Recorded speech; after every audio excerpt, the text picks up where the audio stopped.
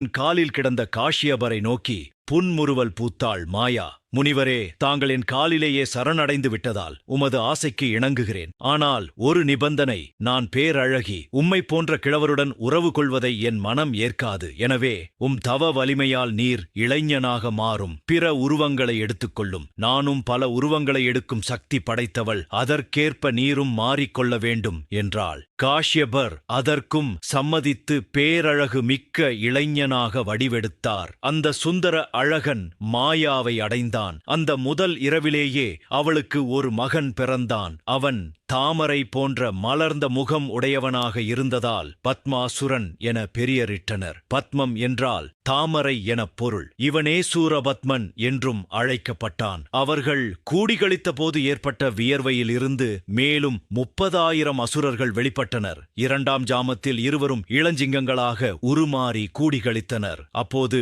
1000 முகம் கொண்டவனும் 2000 கைகள் உள்ளவனுமான ஒரு மகன் பிறந்தான். இவனது பெயரே சிங்கமுகன். அப்போது ஏற்பட்ட வியர்வையிலிருந்து 40,000 சிங்கமுக அசுரர்கள் உற்பத்தியானார்கள். 3ஆம் ஜாமத்தில் யானையாக அவர்கள் வடிவெடுத்து கழித்திருந்தபோது யானை முகம் கொண்ட தாரகாசுரனும் அவனோடு 40,000 யானைமுக சூரர்களும் பிறந்தனர். 4ஆம் ஜாமத்தில் ஆடுகளாக மாறி கூடினர். அப்போது ஆட்டு முகம் கொண்ட அஜாமுகி என்ற மகள் பிறந்தாள். அவளோடு ஆட்டுமுகம் கொண்ட 30,000 அசுரர்கள் உருவாயினர். மறுநாள் பகலிலும் காஷ்யபரின் ஆசை கடல் வற்றவில்லை.